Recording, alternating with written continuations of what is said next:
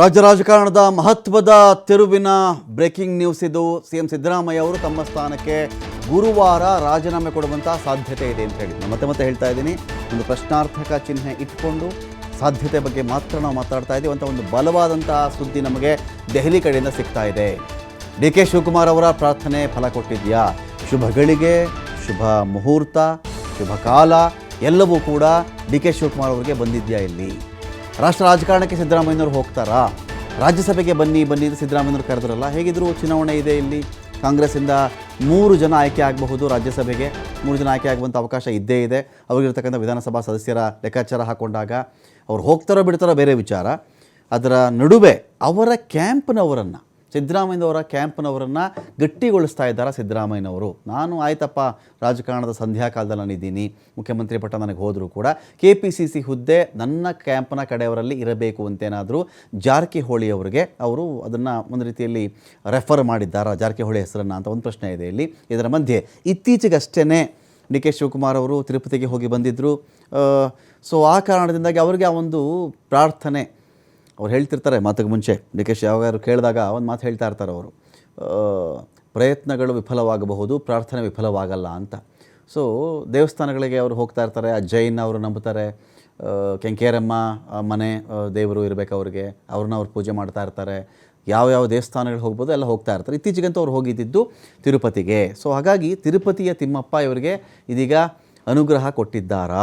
ಆ ಪ್ರಶ್ನೆ ಕೂಡ ಇಲ್ಲ ಇದೆ. ರಾಷ್ಟ್ರ ರಾಜಕಾರಣಕ್ಕೆ ಸಿದ್ದರಾಮಯ್ಯ ಒಂದು ಕಡೆ ಹೋಗುವುದಾದರೆ, ರಾಜ್ಯಸಭೆಗೆ ಅವರು ಹೋಗುವುದಾದರೆ, ಈ ಕಡೆ ಮುಖ್ಯಮಂತ್ರಿ ಪಟ್ಟ ಅದು ಡಿ ಕೆ ಶಿವಕುಮಾರ್ ಅವರಿಗೆ ಒಲಿಯುತ್ತಾ? ಅದು ಹೆಚ್ಚು ಕಡಿಮೆ ಒಲಿಯುತ್ತೆ ಅಂತ ಹೇಳ್ತಾ ಇದ್ದಾರೆ. ವೆಯ್ಟ್ ಮಾಡಬೇಕು. ಕಾರಣ ಸಿದ್ದರಾಮಯ್ಯನವರು ಇವತ್ತು ಮೀಟಿಂಗ್ ಮುಗಿದ ತಕ್ಷಣ ಅವರು ಎಲ್ಲಿಯೂ ಏನೂ ಬಾಯ್ಬಿಟ್ಟಿಲ್ಲ. ಅವರು ಬೆಂಗಳೂರಿಗೆ ಬಂದು ಅವರ ಆಪ್ತರೊಂದಿಗೆ ಸಮಾಲೋಚನೆ ನಡೆಸಿ ಆ ನಂತರ ನಿರ್ಧಾರ ತಿಳಿಸಬಹುದು ಅವರು ಅಂತ. ಕಾಂಗ್ರೆಸ್ ಮುಖಂಡರಾಗಿರ್ತಕ್ಕಂಥ ಅನಂತ ನಾಯಕ್ ಅವರು ನಮ್ಮೊಂದಿಗೆ ಸಂಪರ್ಕದಲ್ಲಿದ್ದಾರೆ. ಅನಂತ ನಾಯಕ್ ಅವರು ನಮಸ್ಕಾರ. ನಮಸ್ಕಾರ ಸರ್. ನಮಸ್ಕಾರ. ಚೆನ್ನಾಗಿದ್ದೀರಿ? ಏನು ಸರ್ ಇದು ನ್ಯೂಸ್? ಇದು ಸಿದ್ದರಾಮಯ್ಯನವರ ವಿಚಾರದಲ್ಲಿ ಅಲ್ಲ, ಏನ್ ನ್ಯೂಸ್? ಈಗಾಗಲೇ ಮಾನ್ಯ ಮುಖ್ಯಮಂತ್ರಿಗಳು, ಉಪಮುಖ್ಯಮಂತ್ರಿಗಳು ನಮ್ಮ ರಾಷ್ಟ್ರೀಯ ನಾಯಕರ ಜೊತೆಗೆ ಸಭೆ ಮಾಡಿದ್ದಾರೆ. ಸಭೆಯಲ್ಲಿ ನಡೆದಿರುವಂತ ವಿಚಾರಗಳನ್ನ ಈಗಾಗಲೇ ಮಾಧ್ಯಮಗಳಿಗೆ ಹೇಳಿದಾರಲ್ವಾ? ಹೇಳಿದ್ದಾರೆ. ಅಲ್ಲ, ಗುರುವಾರ ಏನೋ ಒಂದು ರೀತಿಯಲ್ಲಿ ಸಿದ್ದರಾಮಯ್ಯನವರು ರಾಜೀನಾಮೆ ಕೊಡುವಂತ ಚಾನ್ಸಸ್ ಇದೆ ಅಂತ. ಅಲ್ಲ, ಅದೆಲ್ಲ ಊಹಾಪೋಹಗಳು. ಅಧಿಕೃತವಾಗಿ ಪಕ್ಷದ ಸಭೆಯಲ್ಲಿ ಏನ್ ತೀರ್ಮಾನ ಆಗಿದೆ ಅನ್ನೋದನ್ನ ನಮ್ಮ ರಾಷ್ಟ್ರೀಯ ಪ್ರಧಾನ ಕಾರ್ಯದರ್ಶಿಗಳು ತಿಳಿಸಿದ್ದಾರೆ. ಅಲ್ಲ, ಬೆಂಕಿ ಇಲ್ಲದೆ ಹೊಗೆ ಆಡಲ್ಲ ಅನಂತ ನಾಯಕ್ ಅವರೇ, ಬೆಂಕಿ ಇಲ್ಲದೆ ಹೊಗೆ ಆಡಲ್ಲ. ಅಲ್ಲ, ಇದು ಬೆಂಕಿ ಹೊಗೆ ಇವತ್ತಿಂದಲ್ವಲ್ಲ, ನಮ್ಮ ಸರ್ಕಾರ ರಚನೆ ಆದಾಗಿನಿಂದ ಅದು ಚರ್ಚೆನ ಇದ್ದೇ ಇದೆ. ಬಟ್ ಸ್ವಲ್ಪ ಜಾಸ್ತಿ ಇದೆ ಇವತ್ತು ಅಂತ. ಯಾಕಂದ್ರೆ 5 ರಾಜ್ಯಗಳ ಚುನಾವಣೆ ಮುಗಿದಿತ್ತು. ಅನಂತ ನಾಯಕ್ ಅವರೇ, ನೀವು ರಾಜಕಾರಣ ನೋಡಿರ್ತೀರಿ, ಬಲ್ಲವರಿದ್ದೀರಿ. 5 ರಾಜ್ಯಗಳ ಚುನಾವಣೆ ಮುಗಿದಿತ್ತು.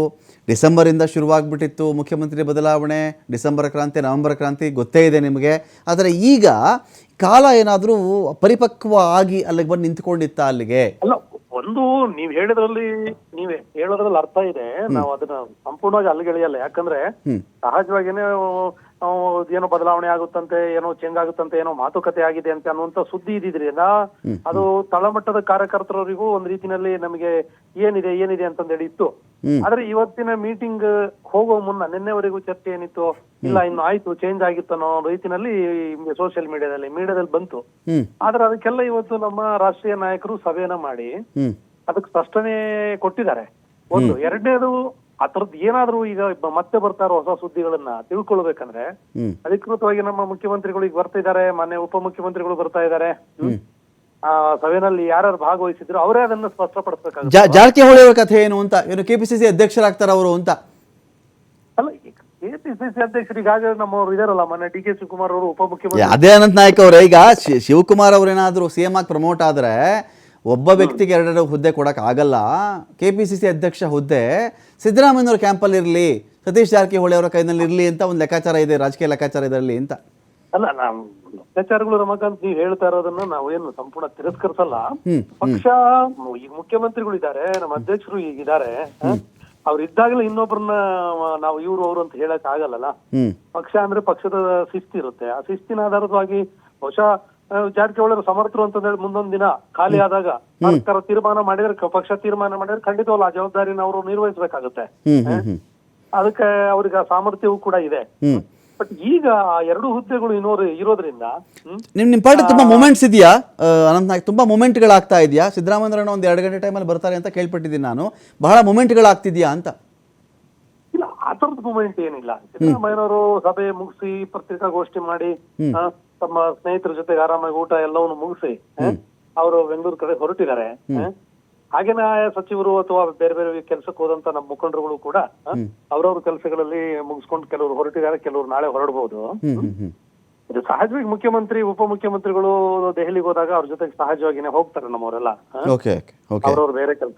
ಮತ್ತೆ ವಿಶೇಷ ಏನಂದ್ರೆ ಇದರಲ್ಲಿ ಚರ್ಚೆಗೆ ರಾಜ್ಯಸಭಾ ಅಭ್ಯರ್ಥಿಗಳನ್ನ ಅಂತಿಮಗೊಳಿಸಬೇಕು, ವಿಧಾನ ಪರಿಷತ್ತಿಂದ ಅಂತಿಮಗೊಳಿಸಬೇಕು ಅನ್ನೋದು ಇರೋದ್ರಿಂದ, ಮತ್ತೆ ಸಚಿವ ಸಂಪುಟದ ಪುನರ್ರಚನೆಯೂ ಕೂಡ ಇರೋದ್ರಿಂದ ಈ ಬಾರಿ ಸ್ವಲ್ಪ ಹೆಚ್ಚು ಜನ ದೆಹಲಿಗೆ ಹೋಗಿದ್ದಾರೆ. ಈ ಬಾರಿ ಹೆಚ್ಚು ಜನ ದೆಹಲಿಗೆ ಹೋಗಿರೋದ್ರಿಂದ ಏನೋ ಇರ್ಬೋದು ಅನ್ನೋಂಥದ್ದು ಕೂಡ ಇದೆ. ಬಹುಶಃ ಮಾನ್ಯ ಮುಖ್ಯಮಂತ್ರಿಗಳು ನಾಳೆ ಅಥವಾ ನಾಡಿದ್ದು ನಿಮ್ಮನ್ನು ಖುದ್ದಾಗಿನೇ ಪ್ರೆಸ್ಸಿಗೆ ಮಾತಾಡಬಹುದು. ಆಗ್ಲಿ, ಮಾತನಾಡುವಂತ ಆಗ್ಲಿ.